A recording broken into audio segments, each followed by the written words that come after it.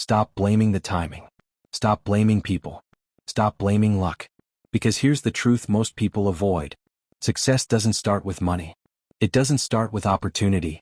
It doesn't start with motivation. Success starts with you. Not the future version of you. Not the one-day version of you. The version of you sitting here right now. And once you understand that, everything changes. Most people believe success comes from the outside. They don't always say it directly, but you can hear it in the way they talk. In the way they explain their situation. In the way they describe their plans. They believe success comes after something changes around them. A better job. More support. The right connections. The perfect moment. They believe that once life improves, then they'll finally improve themselves. So they wait. They wait for the promotion. They wait for motivation. They wait for someone to notice their potential. They wait for the pressure to ease. They wait for confidence to magically appear. And while they wait, life keeps moving. Days turn into weeks. Weeks turn into years. And slowly waiting becomes a lifestyle. Not because they don't care. Not because they don't want more. But because waiting feels reasonable. Waiting feels logical. After all, who wouldn't do better with more support? Who wouldn't succeed with better conditions? The problem is, life rarely hands out perfect conditions. Life doesn't pause and say, okay, now you're ready. Life doesn't clear the path and remove obstacles for you. Life keeps going. And the people who wait often don't realize what waiting is costing them, until they look back and see how much time passed without change. They wake up one day and feel it. That quiet discomfort. That heavy thought. I should be further by now. They don't say it out loud. They don't post it. But they feel it. They scroll through other people's lives and wonder how it happened for them. They hear success stories and think, they were lucky. They tell themselves, my situation is different. And maybe it is. But here's the hard truth. People who succeed don't wait for better conditions. They become better conditions. This sentence changes everything once you really understand it. Because it means success doesn't begin when the world finally cooperates. It begins when you change, despite the world not cooperating. Successful people don't start with clarity. They start with uncertainty. They don't start with confidence. They start with doubt. They don't start with support. They start alone, often misunderstood. What separates them isn't talent or luck. It's a decision. A decision to stop waiting. Think about it. If you always wait to feel ready, you never start. If you always wait for confidence, you stay stuck. If you always wait for approval, you live someone else's life. Waiting feels safe because it protects you from failure. But it also protects you from growth. And growth is uncomfortable by nature. Becoming better conditions means you show up even when conditions are bad. It means you work when motivation is low. You learn when progress feels slow. You keep going when no one is clapping. It means you stop saying, once things get easier, and start saying, even if this is hard. Because success doesn't need perfect timing. It needs commitment. Most people think successful individuals had fewer problems. The truth is, they just didn't let their problems decide their effort. They didn't wait for less stress. They built discipline under stress. They didn't wait for better focus. They trained focus in chaos. They didn't wait for life to calm down. They learned to stay steady while life stayed loud. That's what it means to become better conditions. It's not about forcing positivity. It's about refusing to stay passive. And this is where many people get uncomfortable. Because once you accept that success starts with you, excuses lose their power. You can still acknowledge difficulty. But you can't hide behind it anymore. You can say, this is hard. But you can't say, this is why I'll never start. That's a big shift. And it's not easy. Because becoming better conditions means taking responsibility. Not blame, but responsibility. Responsibility for your habits. Responsibility for your mindset. Responsibility for how you respond when things don't go your way. It means recognizing that while you may not control what happens to you, you control how you prepare for it. Success doesn't knock on your door. That idea alone breaks a lot of false hope. No one is coming to save you. No perfect opportunity is waiting around the corner. No magical moment is going to arrive and suddenly make everything easier.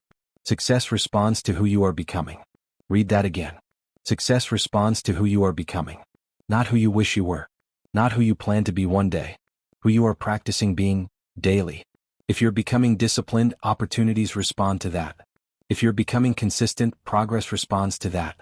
If you're becoming resilient, success responds to that.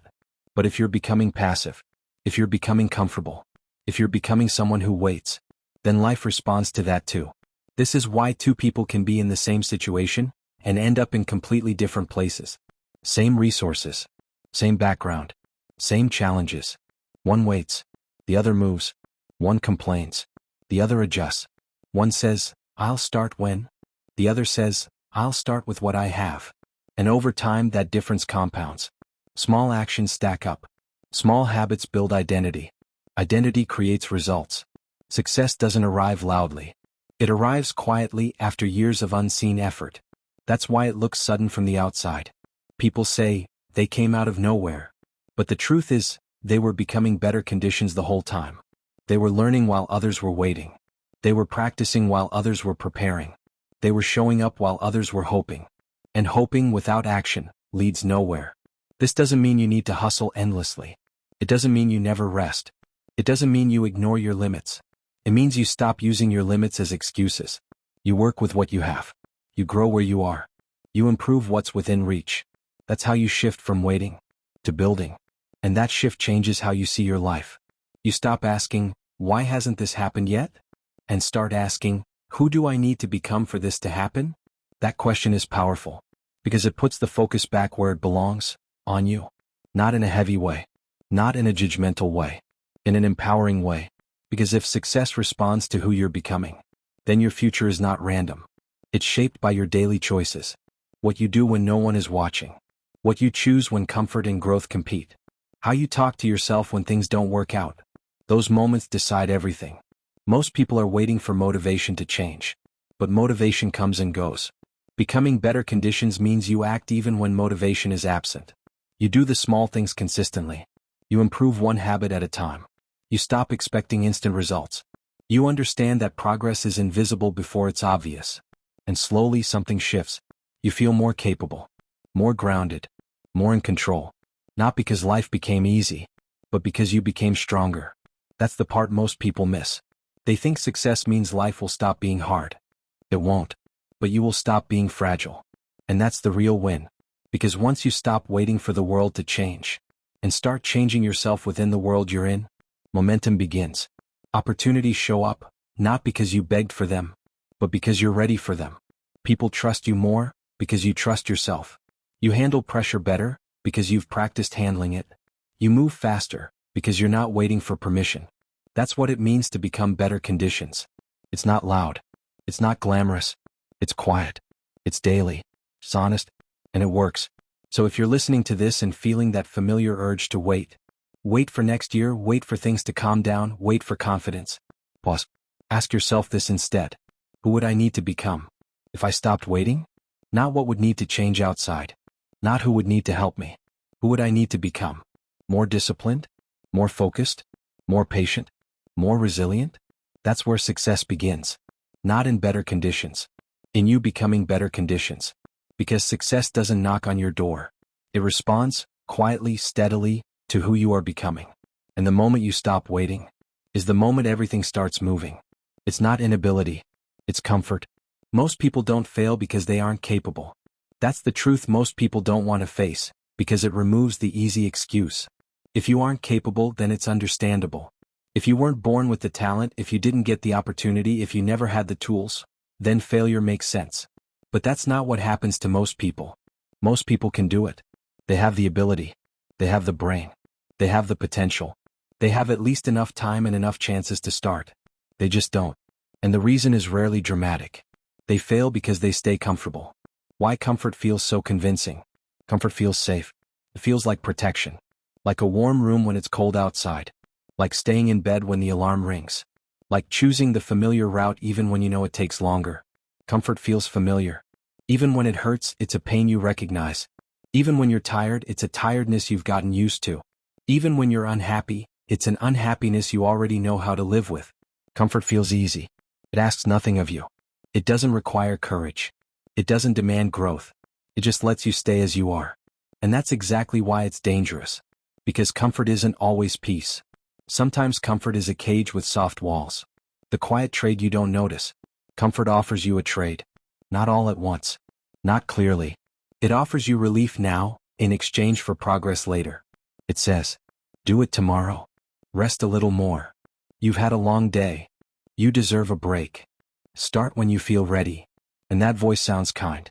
It sounds like self-care. But over time, it becomes self-sabotage. Because tomorrow becomes next week. Next week becomes next month. And suddenly you've spent years waiting to feel ready. How comfort slowly kills progress. Comfort slowly kills progress. Not by attacking you. By soothing you. Keeps you numb. It keeps you distracted. It keeps you just comfortable enough to tolerate a life you don't actually like. And because it's slow, you don't notice the damage at first. You're not falling apart. You're functioning. You go to work. You handle responsibilities. You show up enough to survive. But deep down you know the truth. You're not building the life you want. You're just repeating the life you already have. Staying in routines you hate. You stay in routines you hate. Not because you love them. Not because they make you happy. Because they're familiar. You wake up late, rush through the morning, and feel behind before the day even begins. You scroll for a few minutes, and lose an hour. You promise yourself you'll change tomorrow, but when tomorrow comes, the routine pulls you back in. It's like your day has a script, and you keep reading the same lines. Even when you don't like the story. And the worst part? You start believing that this is just who you are. Repeating habits that hold you back. You repeat habits that hold you back. Habits that drain your energy. Habits that steal your focus. Habits that keep you stuck in the same emotional place. You eat what makes you sluggish. You stay up late and wake up tired. You avoid difficult conversations. You procrastinate on the work that would change everything.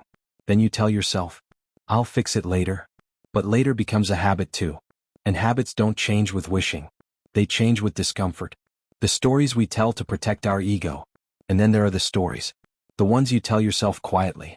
The ones that protect your ego instead of building your future. Stories like, I'm just not a morning person. I work better under pressure. I'm too busy right now. I'll do it when things calm down. I'm waiting for the right time. I could do it if I really wanted to. That last one is the most dangerous. Because it sounds like confidence. But it's actually avoidance. It's a way of keeping your pride intact while you stay stuck. It says, I'm not failing. I'm just not trying. And that feels safer. Because trying means risking disappointment. Comfort protects you from one thing, discomfort. Here's what comfort really does. It protects you from discomfort. From the discomfort of starting when you're not ready. From the discomfort of being bad at something in the beginning. From the discomfort of discipline. From the discomfort of change. Comfort keeps you from feeling small. But the cost is huge. It also keeps you from growing. Because growth is uncomfortable by nature. Every new version of you requires the old version of you to let go. And letting go rarely feels easy. Why nothing changes? And then you wonder why nothing changes. You look at your life and feel frustrated. Same problems. Same stress. Same regrets. Same cycle. You tell yourself you need motivation. You tell yourself you need a new plan. A new routine. A new year. But deep down, you know. The problem isn't that you don't know what to do. The problem is that you keep choosing what's comfortable over what's necessary. The comfort trap. Comfort is a trap because it doesn't feel like a trap. A trap usually looks scary. Comfort looks like relief. Feels like taking it easy. Like being gentle with yourself. Like avoiding pressure. But comfort becomes a trap when it becomes your default. When you always choose the easiest option. When you always avoid the hard conversation. When you always delay the important work. Because then comfort isn't rest. It's avoidance. And avoidance has a price. The price shows up quietly. The price doesn't arrive as a sudden disaster. It shows up quietly. As regret. As frustration. As low confidence. As a constant feeling of, I should be further by now. It shows up when you see someone else making progress and you feel that sting. Not jealousy, something deeper. A reminder that you've been standing still. It shows up at night when everything is quiet and you can't distract yourself anymore. When you feel the weight of wasted time. Comfort didn't ruin you in one day. It just stole your future in small pieces. The turning point most people avoid. There's usually a moment where you see it clearly. A moment where you realize, I've been choosing comfort. Not because you're lazy. Not because you're weak. Because you're human. Humans naturally avoid pain. We naturally seek safety. But the moment you see the pattern is the moment you can break it. Because awareness is the beginning of power. The difference between comfort and peace. Comfort and peace are not the same. Comfort is staying where you are because it's familiar. Peace is knowing you're moving in the right direction. Comfort says, don't push yourself. Peace says, you'll be okay even if it's hard. Comfort avoids discomfort. Peace can handle it. Comfort is fragile. Peace is stable. And most people chase comfort thinking it will bring peace. But comfort only brings temporary relief. Peace comes from progress. What progress actually requires? Progress requires discomfort. Not pain for no reason. Not suffering. Discomfort. The discomfort of showing up when you don't feel like it. The discomfort of learning. The discomfort of discipline.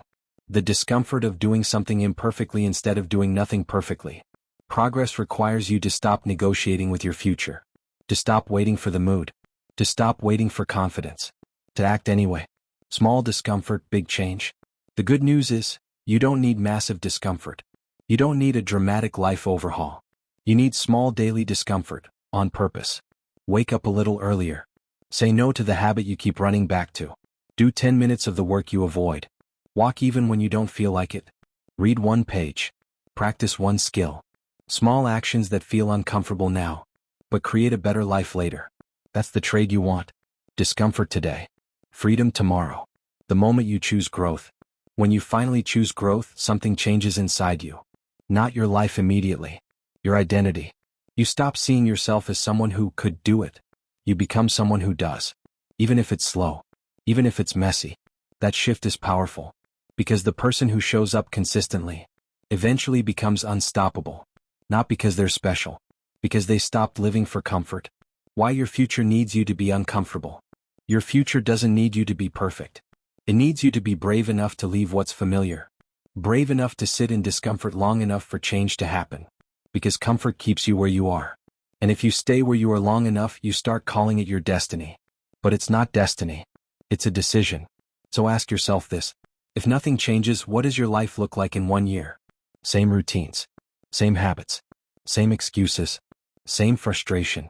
And now ask yourself, if you chose discomfort, small daily discomfort, what could your life look like? More energy. More confidence. More progress. Not because life got easier. Because you got stronger. The truth to carry forward. Most people don't fail because they aren't capable.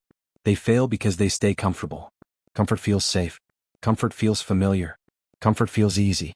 But comfort slowly kills progress. You stay in routines you hate. You repeat habits that hold you back.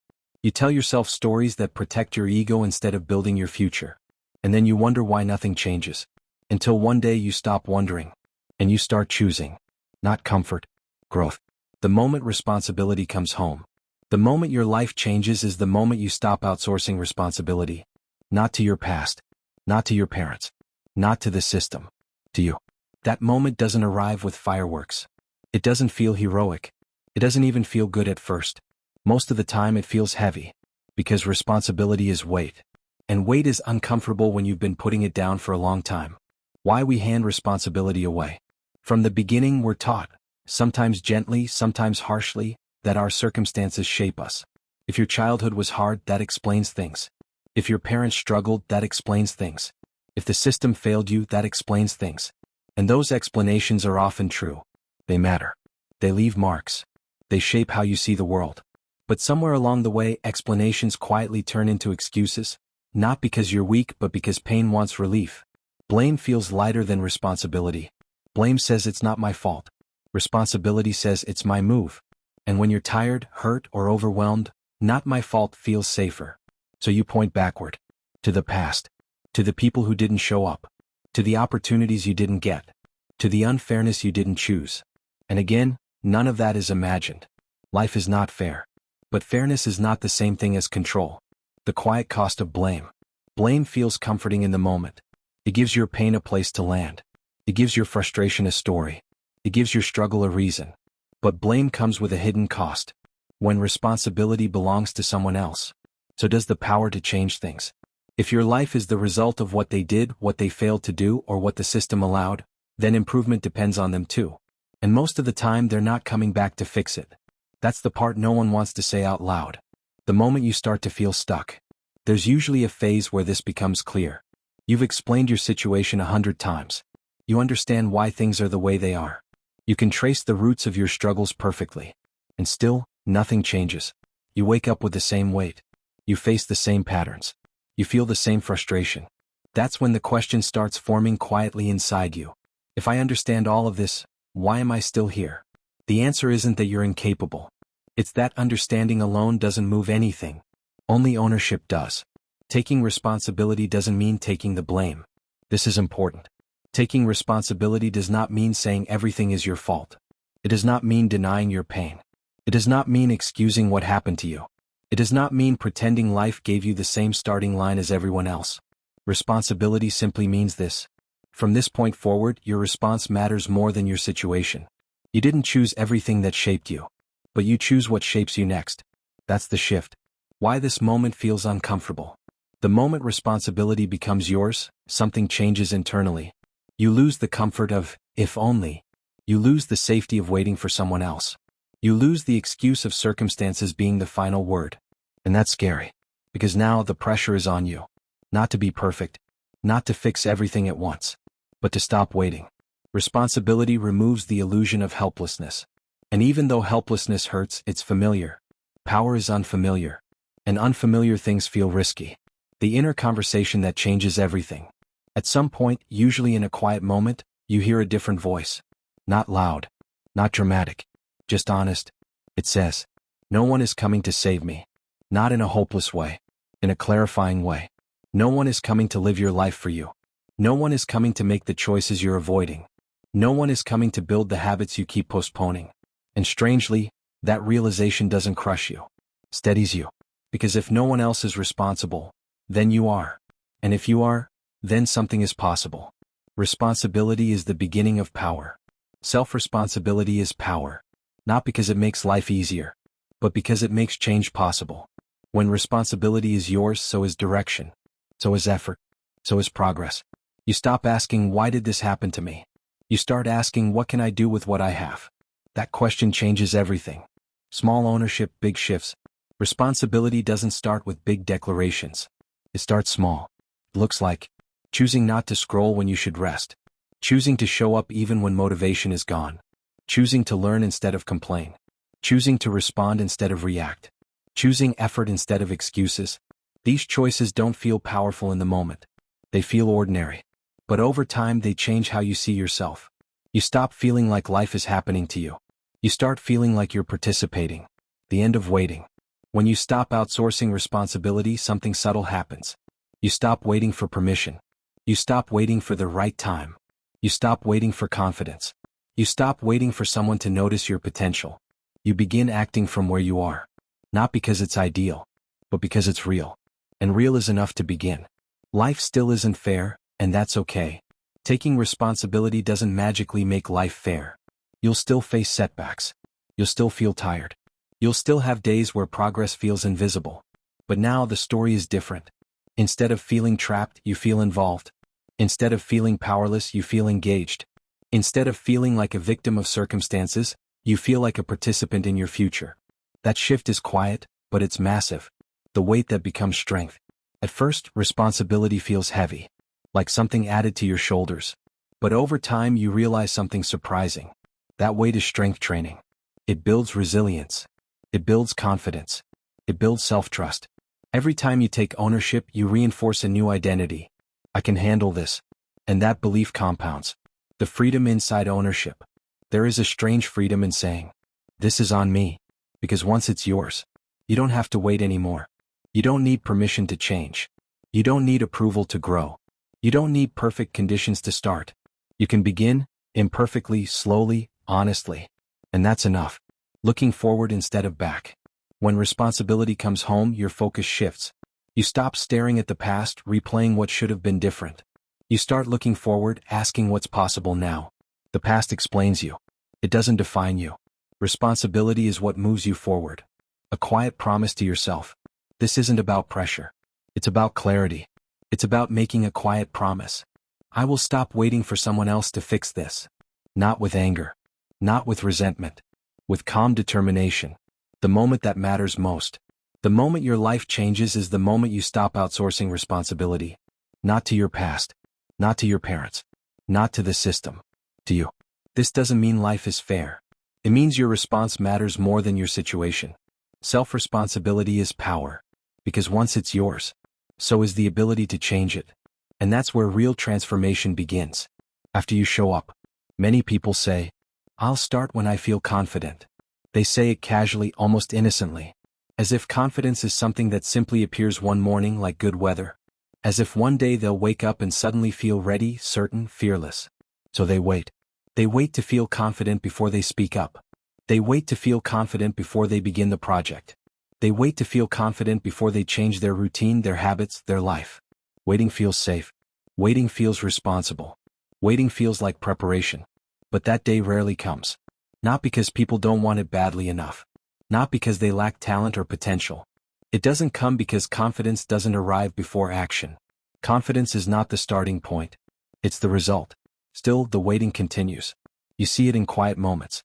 In the way someone talks about what they want to do, not what they're doing. In the way they say, one day, with a mix of hope and hesitation. In the way they collect ideas but never test them. Maybe you see it in yourself. You imagine a version of you who is confident. Someone who walks into rooms without doubt. Someone who doesn't second-guess every move. Someone who starts things without fear of failing. You tell yourself you'll begin once you feel more like that person. But here's the truth that slowly becomes impossible to ignore. That version of you is not waiting for you in the future. That version of you is built through action. Confidence is built after action, not before it. And at first, that realization feels uncomfortable. Because it means there's no emotional safety net. No guarantee. No perfect moment where fear disappears and clarity replaces doubt. It means starting while unsure. It means showing up while your voice shakes. It means moving forward while part of you is still afraid. That's hard. The first time you show up without confidence, it feels awkward. You feel exposed. Like everyone can see how unsure you are. Your mind tells you that you're not ready, that you'll embarrass yourself, that you should wait a little longer. You feel the pull to stop. But you don't. You show up anyway. Maybe it's a small thing. A conversation you've been avoiding. A habit you commit to. A task you finally begin. It's not impressive to anyone else, but to you it feels heavy. You feel uncomfortable the entire time. And yet, nothing terrible happens. You survive. The next time it's still uncomfortable, but slightly less. You're still nervous, but you're not frozen. You remember that you've done this once before. You didn't fall apart. You didn't fail in the way you feared. So you show up again. This is how confidence actually grows. Not through motivation, not through visualization, not through waiting, but through repetition. Through showing up again and again. You gain confidence by showing up. Not perfectly. Not dramatically. Just honestly. You show up when it's inconvenient. You show up when motivation is low. You show up when no one is watching. And something begins to shift inside you. At first, it's subtle. You start trusting yourself a little more. Not because you feel confident, but because you're proving that you can follow through even when it's hard. Then there's another layer. You gain confidence by keeping promises. Not promises to the world. Promises to yourself. Small ones. I'll start at this time. I'll do this for 10 minutes. I'll try again tomorrow. Most people underestimate how powerful this is. Every time you break a promise to yourself, even a small one, your mind remembers. It quietly learns, I can't rely on myself. Every time you keep a promise, even a tiny one, your mind learns something else entirely. I do what I say I'll do. That belief changes everything. You start to stand a little straighter. You hesitate a little less. You stop doubting every decision. Not because life suddenly becomes easier, but because you become more reliable to yourself. And then there's the hardest part. You gain confidence by doing hard things consistently. Not once. Not when you feel inspired. Consistently. This is where most people stop. They try once, feel uncomfortable, and assume something is wrong. They expect confidence to show up quickly like a reward. But confidence is earned slowly. It's built on days when nothing exciting happens. Days when progress feels invisible. Days when you wonder if it's even worth it. You do the hard thing anyway. You keep going. You show up on days when you'd rather quit. You keep promises when no one would notice if you didn't. You continue even when self-doubt gets loud. And something powerful happens over time. You stop asking, can I do this? Because you already are. Action creates belief. Not the other way around. Belief doesn't come first. Confidence doesn't come first. Action does. Belief follows. You look back after weeks, months, maybe even a year, and you realize something important. You didn't wake up confident one day. You became confident by surviving discomfort. By proving to yourself that you can move forward even when you don't feel ready. That's real confidence. Not the absence of fear. Not loud self-assurance. But quiet trust. Trust that you can handle what comes next. Trust that you'll show up again. Trust that even if you struggle, you won't abandon yourself. That kind of confidence can't be faked. It's built. So when people say, "I'll start when I feel confident," you understand now why that day rarely comes. Because confidence doesn't lead the way. It follows. And if 2026 teaches you anything, let it be this. Stop waiting to feel confident. Start showing up. Keep your promises. Do hard things consistently. Let action build the belief your mind keeps waiting for. Because once belief is built, confidence doesn't need to be forced. It arrives quietly, already earned. And by then you're no longer asking if you're capable. You already know. Success isn't one big moment. Success is not one big moment. It's not a single day where everything finally clicks. It's not a dramatic breakthrough that changes your life overnight. It's not one perfect decision that fixes all the messy parts. That's the story people like to tell because it sounds clean. But your life doesn't move in clean lines. Your life is built in ordinary hours. On ordinary mornings. In random afternoons when you feel tired and still have things to do. In evenings where comfort is tempting and discipline feels far away. And in those moments, quiet, repetitive, unimpressive moments, your future is being shaped. Not by what you dream about, by what you decide. The small decisions you don't notice. Most of your life is made of small decisions you barely register. Do you get up when your alarm rings, or do you hit snooze just once? Do you scroll first or breathe first? Do you say, "I'll do it later," or do you start while it's still uncomfortable? Do you take care of yourself today, or do you push it off again? None of these decisions feel like life-changing moments. They feel too small to matter. That's why they're so powerful. Because they don't demand attention. They simply repeat. And repetition becomes identity. What you do when no one is watching. There's a version of you that exists when no one is watching. No audience. No approval. No fear of judgment. Just you, with your choices. This is where your real life is built. When you pick up your phone in silence. When you decide whether to keep your promise or break it. When you choose the easy thing because no one will know. And here's what's hard. You might be able to impress people for a while. You can look productive. You can sound motivated. You can start strong in public. But you can't fake consistency in private. Because your private choices follow you. They shape your confidence. They shape your mindset. They shape your self-trust.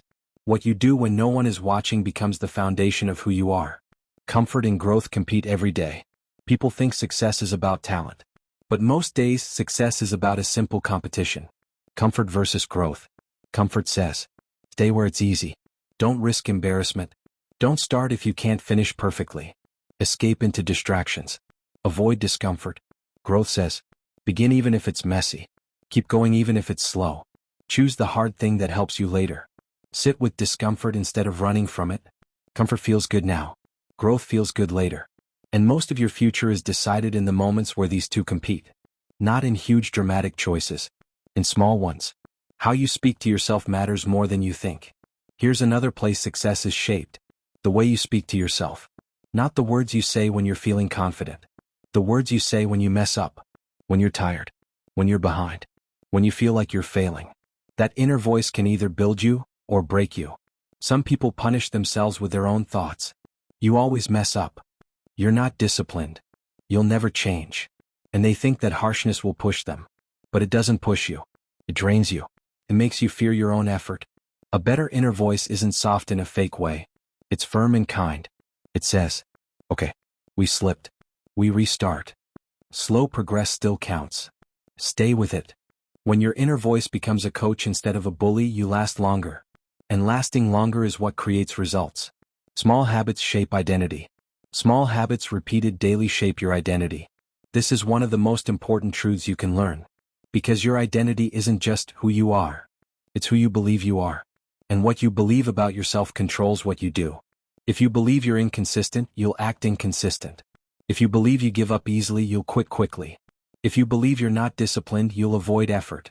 But if you start collecting proof, small proof, everything changes. Proof looks like getting up when you said you would. Finishing a small task even when you don't feel like it. Choosing the habit over the excuse. Returning after you miss a day. Each small habit becomes evidence. And evidence rewires identity. You stop seeing yourself as someone who tries. You start seeing yourself as someone who follows through. That identity is powerful. Because identity changes behavior automatically. A real day looks like this. Let's make it real. It's a regular day. You didn't sleep perfectly. Your mind is already noisy. You're not feeling inspired. The old pattern would be to wait for motivation. To say, I'll do it later. To tell yourself you'll be better tomorrow. But today you choose something small. Not because you feel like it, because you're building identity. You make your bed. You drink water. You do 10 minutes of work. You take a short walk. You write one paragraph. Small. Simple. But when you do it, something changes inside you. You feel a quiet sense of control. Not over the whole world.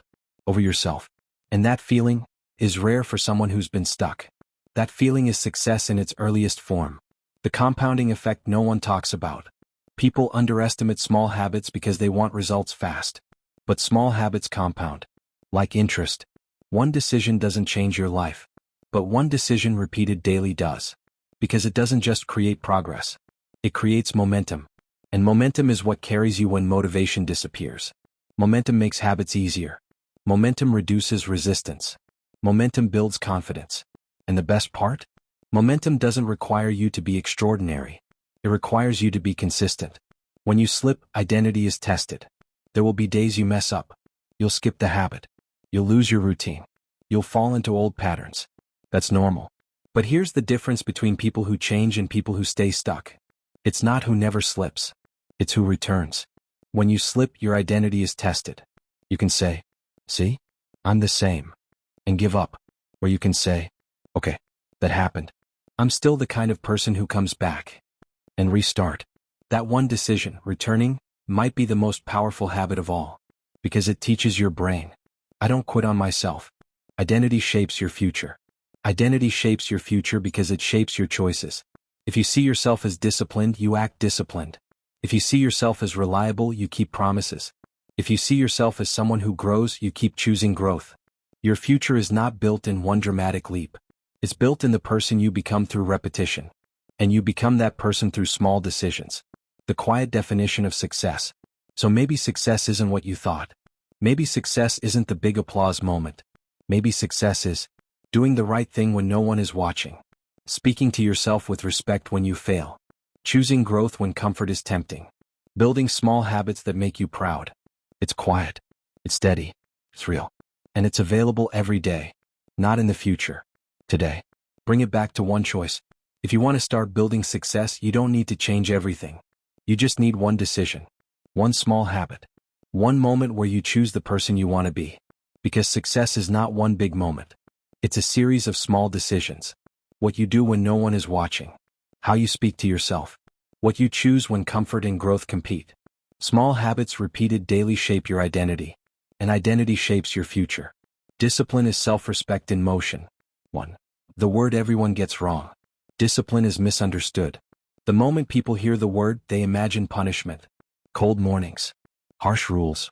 Someone forcing themselves through misery. They picture clenched teeth, tight schedules, and a life with no joy. But discipline was never meant to feel like suffering. That misunderstanding is why so many people run from it. Why they resist it. Why they wait for motivation instead. They think discipline is something you do to yourself. In reality, discipline is something you do for yourself. And once you understand that, the meaning changes completely. 2. The quiet moments where it matters most. Discipline doesn't show up when people are watching. It shows up early in the morning when the alarm rings and no one would know if you stayed in bed. It shows up late at night when your body is tired and distractions feel comforting. It shows up when excuses sound reasonable and quitting feels justified. These are quiet moments. Private moments. Moments where no applause exists. And that's why discipline is so honest. Because in those moments, you're not proving anything to the world. You're answering one question. Do I respect myself enough to do what I said I would do? 3. The comfort trap. Comfort is seductive. It whispers softly. Just today. You deserve rest. You can start tomorrow. And sometimes rest is necessary. But most of the time, comfort disguises avoidance. Avoiding effort. Avoiding discomfort. Avoiding the fear of failing. Discipline asks for the opposite. It asks you to show up when you don't feel ready. To take one step when motivation is nowhere to be found. To act without guarantees. And that's why it feels hard. Not because it's cruel, but because growth always demands something from you. 4. Motivation is a guest, not a foundation. Motivation feels amazing. When it's there, everything feels possible. You feel energized, focused, certain. But motivation fades. It disappears on bad days, on stressful days, on days when life interrupts your plans. And if motivation is the only thing you rely on, you'll stop every time it leaves. Discipline doesn't depend on mood. It doesn't ask how you feel today. It doesn't wait for the perfect moment. Discipline stays. It carries you forward when motivation is silent. 5. The internal conversation no one hears. Discipline isn't loud. It sounds like a quiet inner voice saying, "I know this is uncomfortable, but I'll do it anyway." It sounds like choosing progress over pleasure. Like closing the app. Like turning down the distraction. Like sticking to the promise you made when no one is forcing you. That voice isn't harsh. It's calm, steady, respectful. It doesn't insult you. It doesn't shame you. It simply reminds you of who you're trying to become. 6. Self-respect in action. Discipline is self-respect in action. Saying, "I matter enough to take care of my future." Saying, "My goals aren't just words." Saying, "I trust myself to follow through." Every discipline choice is a message you send to yourself. And over time those messages add up. You begin to believe yourself. You begin to trust yourself. You begin to feel grounded. Because you're no longer living on impulse. You're living with intention. 7. The difference between hard and impossible. At first, discipline feels heavy. You feel resistance, doubt, inner arguments. But slowly something changes. What felt impossible becomes difficult. What felt difficult becomes familiar. What felt familiar becomes automatic. Discipline doesn't make life harder forever. It makes life easier over time. The effort you invest today removes friction tomorrow. The structure you build now creates freedom later. That's the part most people miss. 8. Choosing the hard thing today. Discipline is choosing the hard thing today. So tomorrow becomes lighter. Is skipping something now, so you don't regret it later. Is training when you don't feel like it, so your body carries you better through life. Is learning when your mind resists, so confidence replaces anxiety later. The discomfort is temporary. The benefits stay. And deep down you know this. That's why ignoring discipline never truly feels good. It feels relieving for a moment, then heavy afterward. 9. The identity shift. Over time, discipline stops being something you do. It becomes who you are. You stop asking, "Should I?" and start saying, "This is what I do." You no longer negotiate with yourself every day. You act from identity. And that identity is powerful. Because when discipline becomes part of you, your confidence stops depending on outcomes. You feel strong even before results appear. 10. Discipline is not perfection. Discipline doesn't mean never failing. You'll miss days. You'll slip. You'll make mistakes. Discipline isn't about being flawless. It's about returning. Coming back the next day. Recommitting after setbacks. Refusing to quit because of one bad moment. Self-respect isn't destroyed by failure. It's built by persistence. 11. The quiet pride it creates. There's a specific kind of pride discipline creates. Not loud. Not arrogant. Quiet. It's the pride of knowing you didn't give up. The pride of keeping your word to yourself. The pride of growth you earned. No one may see it. No one may praise it. But you feel it. And that feeling becomes fuel. 12. When life gets heavy. Life will test your discipline. Stress will pull at you. Emotions will drain you. Circumstances will change. In those moments, discipline doesn't disappear. It adapts. It becomes smaller steps. Gentler effort. Showing up in reduced ways instead of quitting entirely. Even then, discipline remains an act of self-respect. Because you're still choosing yourself. 13. The freedom discipline creates. People think discipline limits freedom. But discipline creates it. Freedom from chaos. Freedom from regret. Freedom from constantly starting over. The more disciplined you are, the fewer decisions drain you. Your life becomes simpler, clear, more aligned. And with that clarity comes peace. 14. Looking back one day. One day you'll look back. You'll realize your life didn't change overnight. It changed quietly, slowly, through small disciplined choices. Moments where you showed up. Moments where you didn't quit. Moments where you respected yourself enough to continue. And you'll understand something important. You weren't punishing yourself. You were building yourself. 15. The truth that remains. Discipline is misunderstood. It's not punishment. It's not harsh control. It's self-respect in motion.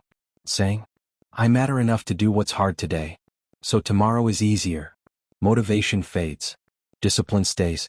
And if you choose it, again and again, it will carry you exactly where you want to go. 1. The hard truth nobody wants to hear. If your mindset is weak, success won't last. That sentence sounds harsh, but it's honest. Because you can get lucky once. You can have one good month, one viral moment, one big win, one breakthrough, and everyone will clap for you. People will call you talented. They'll say, "Wow, you're really doing it."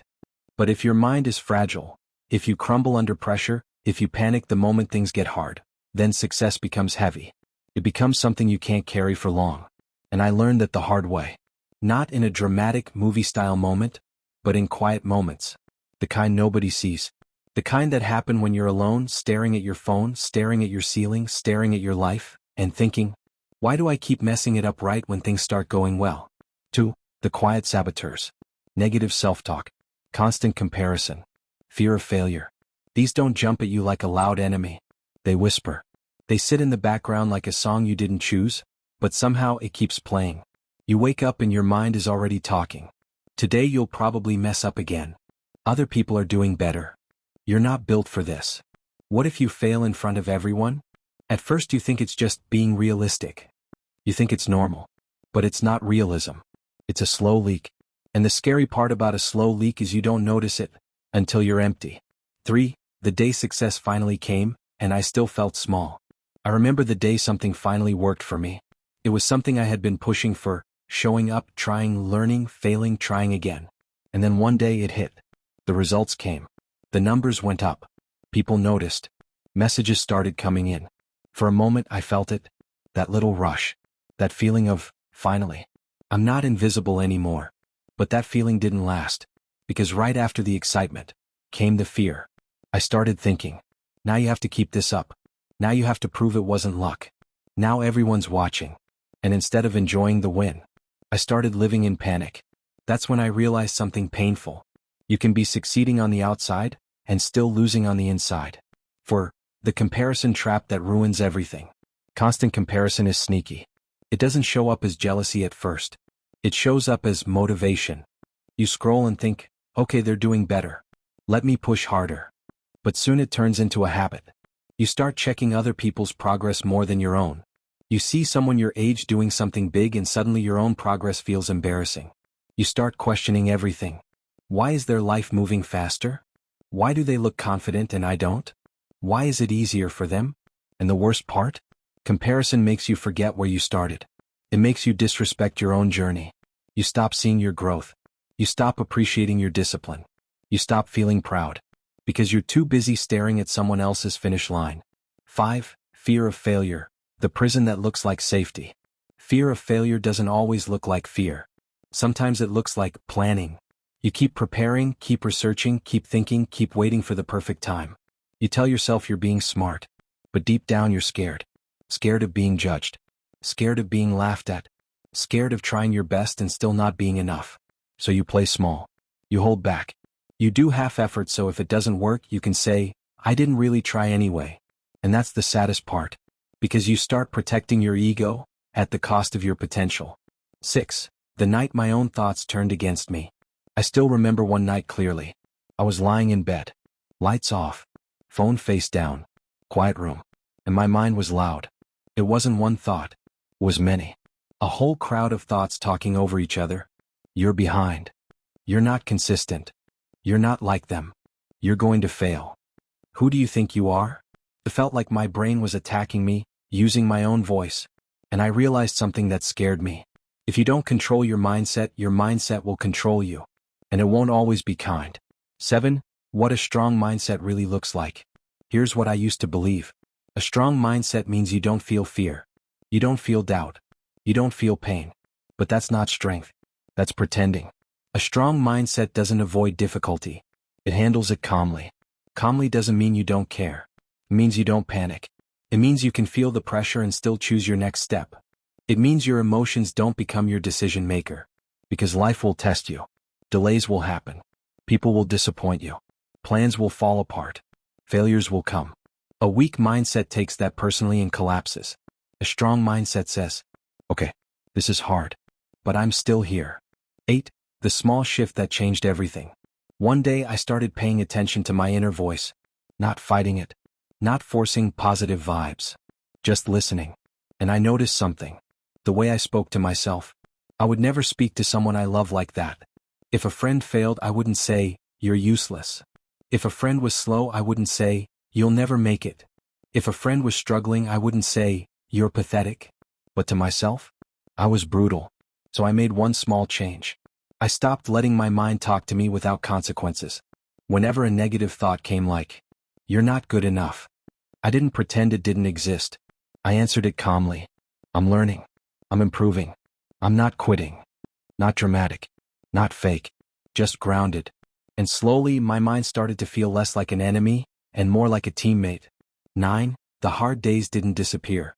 But I became different. Here's the truth. Your problems don't disappear when your mindset becomes strong. Hard days still come. You still get tired. You still feel discouraged. You still have moments where you question everything. But a strong mindset changes one thing. It changes what you do during those moments. A weak mindset says, "Stop. It's over." A strong mindset says, "Pause. Breathe. Continue." Instead of spiraling, you stabilize. Instead of quitting, you adjust. Instead of destroying yourself with thoughts, you guide yourself with truth. And that's when you start winning for real. Not once, but consistently. 10. The final lesson: thoughts become your life. Your thoughts become your actions.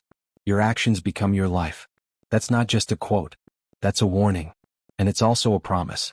If you constantly think you're not enough, you'll act like you're not enough. You'll hesitate. You'll hold back. You'll settle. If you constantly think failure is the end, you'll avoid risks. You'll stay small. You'll stay safe. You'll stay stuck. But if you train your thoughts to be steady, if you learn to speak to yourself with strength, if you stop feeding comparison and fear, then something changes. You don't just chase success. You become the kind of person who can hold it, even when life gets heavy. Because success without a strong mindset is temporary. But success built on a strong mind? That lasts. And one day you'll look back and realize, the biggest upgrade wasn't your skills. It wasn't your money. It wasn't your followers or your results. It was your mind. Because once your mindset becomes strong, your life has no choice but to follow. You don't rise to your goals, you fall to your environment. 1. The truth most people miss. You don't rise to your goals. You fall to your environment. It sounds uncomfortable at first, almost discouraging, because we like to believe success is only about willpower, discipline, motivation. We tell ourselves, if I want it badly enough, I'll make it happen. But life teaches a quieter truth. No matter how strong your goals are, your environment decides how far you actually go. Not just the place you live, but the people you listen to, the content you consume, the habits you allow to repeat every day. Without realizing it, your surroundings shape your thinking. Your thinking shapes your actions, and your actions shape your future. Long before you ever notice. 2. When effort isn't enough. There was a time you worked hard, but felt stuck. You set goals. You promised yourself change. You even started strong. But somehow momentum always faded. You'd wake up motivated, then slowly lose energy as the day went on. You blamed yourself. You thought you lacked discipline. You thought something was wrong with you. But the problem wasn't your ambition. It was what surrounded you. The noise, the distractions, the constant pull of comfort. You were trying to grow in an environment designed to keep you the same. And no one ever explained that part. 3. The people you listen to. Take a moment and think about the voices around you. Not just what they say, but how they make you feel. Some people talk about growth. Others talk about problems. Some encourage progress. Others normalize excuses. You may not notice it day to day, but over time, those voices become your inner voice. If you're surrounded by people who complain, you start seeing problems everywhere. If you're surrounded by people who doubt, you begin questioning yourself. If you're surrounded by people who settle, your dreams slowly shrink. Not because you chose that, but because it feels normal. Environment doesn't force you. It influences you. Quietly. Consistently. 4. The content you consume. What you watch. What you scroll. What you listen to when no one is watching. It all leaves a mark. Content is not neutral. Every video, every post, every conversation either feeds growth or feeds distraction. Motivating content plants ideas. Negative content plants doubt. Mindless content steals time. You might say it's just entertainment, but your brain doesn't see it that way. It absorbs patterns. It learns what's normal. It adapts. When your mind is filled with noise, focus becomes harder. When your mind is filled with fear, confidence weakens. When your mind is filled with clarity, growth feels possible. You don't need to consume more. You need to consume better. 5. The habits you allow. Habits are the invisible walls of your environment. They don't feel heavy. They don't feel dramatic. They just repeat. The way you start your mornings. The way you end your nights. The small choices you don't question anymore. Scrolling instead of creating. Avoiding discomfort instead of facing it. Delaying action just one more day. None of these habits ruin your life overnight. They shape it slowly. And soon your environment becomes a system that decides for you. Not because you're weak, but because repetition is powerful. 6. Why motivation keeps failing. This is why motivation alone never lasts. You get inspired. You promise change. You feel ready. Then your environment pulls you back. Same people. Same routines. Same distractions. It's like trying to swim upstream forever. Eventually, even the strongest person gets tired. Success doesn't come from fighting your environment every day. It comes from designing one that supports you. 7. The moment awareness hits. One day something clicks. You realize it's not about pushing harder. It's about making growth easier. You stop asking, why am I so lazy? And start asking, what around me makes this hard?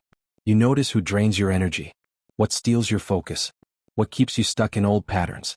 And instead of blaming yourself, you start adjusting your surroundings. Small changes. Quiet changes. But powerful ones. 8.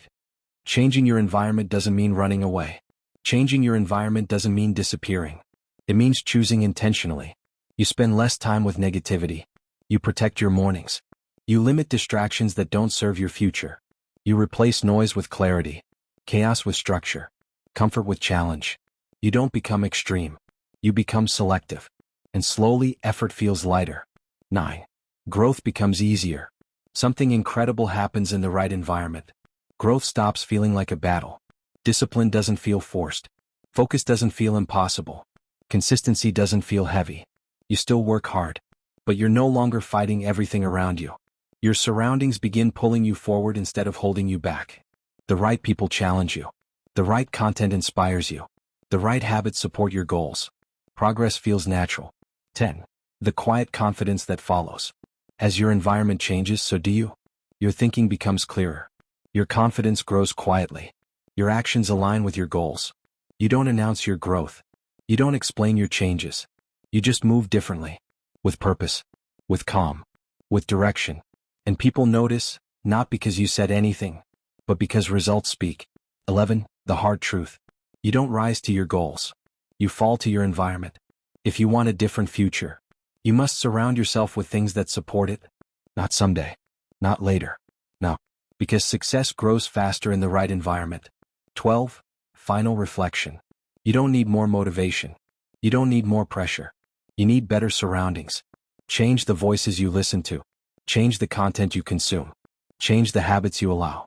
And growth won't feel like a struggle anymore. It will feel like momentum. 1. The lie we secretly love. Let me tell you the truth nobody wants to hear. Success is boring most of the time. Not the highlight reel version.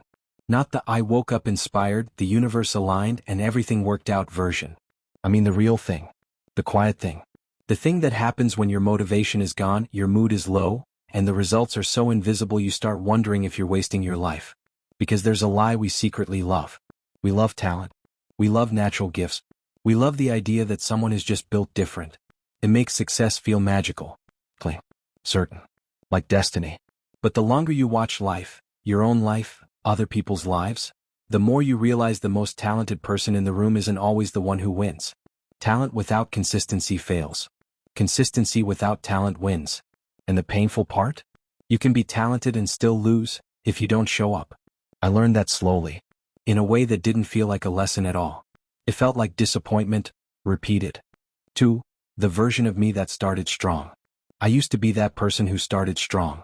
The kind of person who could have a burst of energy, a burst of discipline, a burst of, this time I'm serious. I'd write the plan, clean the desk, watch the videos, download the apps, tell myself I'm not playing around anymore. And for a few days I wasn't. Those days felt good. Almost addictive. I'd wake up with purpose. I'd do the work. I'd feel proud. I'd imagine the future. I'd see myself finally becoming the version of me I kept promising I'd become. Then life would do what life always does. A stressful day. A bad mood. A small setback. A moment where I didn't feel like it. And because I relied on motivation, I vanished the moment motivation did. Not dramatically. Quietly. Slowly. One missed day. Then another. Then a week passes. Then it's like I never started at all. And the worst part isn't quitting. The worst part is how normal quitting begins to feel. It doesn't feel like failure. It feels like relief. Like putting down a weight you weren't strong enough to carry. And you start telling yourself stories. I'll start again tomorrow. I just need a better plan. I'm waiting for the right time. But the truth is simpler. I wasn't waiting for time. I was waiting for feelings. 3. The boring day that changed everything. There was a day, nothing special about it, that shifted something in me. No dramatic speech. No big breakup. No rock bottom moment. Just a boring day. I remember sitting with that heavy, tired feeling in my body. The kind of tired that isn't about sleep. It's about life. My brain felt foggy. My chest felt tight. Everything felt harder than it should. And I had one small task I promised myself I would do. It wasn't a huge task. That's what makes it almost embarrassing. It was simple. But I didn't feel like it. And that's when I noticed something. My life wasn't being controlled by my goals. It was being controlled by my mood. If I felt like doing something, I did it. If I didn't feel like it, I didn't. So my progress depended on how I felt. And feelings are unreliable. They change with sleep, with stress, with someone's tone of voice, with one bad message, with weather, with hormones, with hunger, with a random thought that hits you at the wrong time. Feelings are real, but they're not stable. So if my success depended on stability and my feelings weren't stable, then I wasn't building anything strong. That day, I didn't suddenly become disciplined. I just got honest. I looked at myself and thought, if I only work when it feels good, I will never win. That's it. Not a motivational quote. A decision. So I did the task anyway. Not because I was inspired, because I wasn't. Not because I was excited, because I wasn't. I did it because I said I would. And something about that felt different. It wasn't exciting. It was quiet. It was boring. But it felt solid. For consistency isn't a personality, it's a practice. People talk about consistency like it's something you either have or you don't. Like some people are born disciplined and others are born chaotic. But that's not how it works. Consistency is a skill, a practice, a habit you train. And the first thing you learn is this. Consistency doesn't look heroic. It looks normal. It looks like showing up when you don't feel like it. Doing the work when results are invisible. Repeating the same boring steps that nobody praises. It looks like opening the laptop even when your brain wants comfort. It looks like doing the workout even when your body wants bed. It looks like filming when the views are low. It looks like writing when nobody is clapping. It looks like practicing when you're not improving fast. And at first your mind fights you. It says, what's the point? This isn't working. I'm not good enough. Other people are moving faster. Maybe I don't have talent like them. That's where most people stop. Not because they can't do the work, but because they can't handle the silence of slow progress. Because consistent effort without quick reward feels like being ignored by life. 5. The invisible phase. Nobody tells you how long the invisible phase lasts. The part where you're working and nothing is changing yet. You're showing up and nobody notices. You're improving but only by inches. You're putting in hours and the results don't match the effort. That phase is where dreams die quietly. Not because the dream is impossible, but because the person gets tired of being unseen. I remember being in that phase and feeling stupid. I'd do the work, then look around like, did that even count? I'd post something, then watch it sink with barely any response. I'd practice, then feel like I wasn't improving at all. And one day I caught myself thinking, maybe I just don't have it. That thought is dangerous because it sounds logical when you're tired. But here's what I didn't realize at the time. Growth is happening even when it's not visible yet. It's like planting seeds. You don't dig them up every day to see if they're working. You water. You wait. You trust the process. But trusting the process is hard when you're impatient, when you're hurting, when you want proof. That's why consistency is rare. Not because people can't start, but because they can't stay. 6. The difference between gifted and relentless. I used to get intimidated by talented people. The ones who seemed naturally good. The ones who picked things up fast. The ones who looked like they belonged. And I'd compare myself to them. I'd think, they're ahead because they're gifted. I'm behind because I'm not special. But after watching enough people over time, you notice a pattern. Talent shines early. Consistency shines forever. The gifted person often stops when it gets boring. Because they've never had to push through discomfort. They've never had to earn progress slowly. They've always relied on the high of being good. So when they're not instantly great anymore, they disappear. But the consistent person stays. They show up on their worst days. They keep working when it's not fun. They get embarrassed and still return. They fail and still practice. They don't need excitement to move. And slowly something happens. Consistency compounds. Like interest in a bank account. Small deposits, repeated, become something massive over time. Not because each deposit is big, but because the deposits don't stop. 7. The days that actually build you. People think success is built on big moments. The breakthrough. The viral post. The big client. The huge opportunity. But those moments don't build you. They reveal you. The days that build you are the quiet ones. The day you're tired and you do it anyway. The day you're discouraged and you show up anyway. The day you're not in the mood and you keep the promise anyway. Those are the days that teach your mind. I can trust myself. That trust is everything. Because when you don't trust yourself, you procrastinate. You negotiate with your goals. You break promises and then wonder why your confidence is weak. But when you start keeping small promises, something changes. Your self-respect grows. Your identity shifts. You stop seeing yourself as someone who tries and start seeing yourself as someone who does. Not perfectly. Not dramatically. Consistently. 8. When it still feels pointless. Let's be honest, even after you start practicing consistency, it still feels pointless sometimes. There are weeks where you're doing everything right and nothing is happening. You're showing up and still doubting. Still struggling. Still thinking maybe I'm wasting time. That's when you need to remember this. Consistency isn't about emotion. It's about direction. Motivation is a feeling. Consistency is a decision. And you don't need to feel good to move forward. You just need to move forward. Even a little. Even a messy version. Even if your work isn't perfect. Because the consistent person doesn't wait to feel ready. They become ready through repetition. 9. The overnight success people don't see coming. Here's the funny part. When you stay consistent long enough, something shifts in how people see you. They start noticing. They start saying things like, "Wow, you really blew up fast. You're so lucky. You're talented." That happened overnight. And you almost laugh. Because you remember the invisible phase. The boring days. The low views. The quiet work nobody saw. The times you wanted to quit. The times you showed up anyway. People call it overnight success because they only noticed you at the end. They didn't see the months where you were building in silence. They didn't see the consistency stacking up like bricks. They didn't see you laying foundation while everyone else was chasing shortcuts. But you saw it.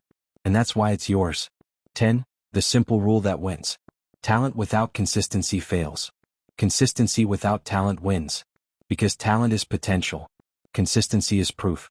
Success is boring most of the time. It's showing up when you don't feel like it. Doing the work when results are invisible. It's repeating the same simple actions until they become part of you. And yes, you'll miss days. You'll slip. You'll fail sometimes. That's normal. But the person who wins isn't the person who never falls off. It's the person who keeps coming back. Because consistency compounds. And one day, maybe sooner than you think, maybe later than you want, people will look at your life and call it overnight success. But you'll know the truth. It wasn't overnight. It was every boring day you didn't quit. No one is coming, and that's your power. 1. The quiet realization. Here's the truth. No one is coming to save you. Not your friends. Not your family. Not the people who promised they would always be there. This realization doesn't usually arrive loudly. It doesn't knock on the door or announce itself. It creeps in quietly. Late at night when you're staring at the ceiling replaying the same thoughts. Early in the morning when the alarm goes off and there's no one beside you pushing you to get up. In moments when life feels heavy and you suddenly realize, no one else feels that weight but you. At first it hurts. Because somewhere deep inside, we all expected help to arrive eventually. 2. The hope we secretly hold. Most people don't admit it, but we grow up believing someone will step in. Someone will notice our struggle. Someone will motivate us daily. Someone will understand how tired we are. We wait for encouragement. We wait for validation. We wait for the perfect timing. We tell ourselves, once things calm down, I'll start. When someone supports me, I'll push harder. When life gives me a break, I'll finally focus on myself.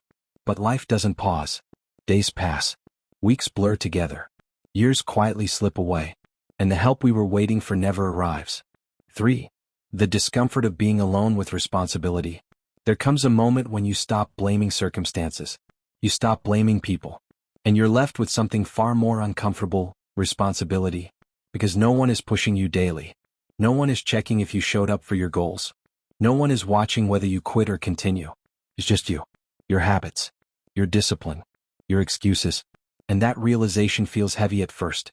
Because responsibility means you can no longer hide behind someday or someone else.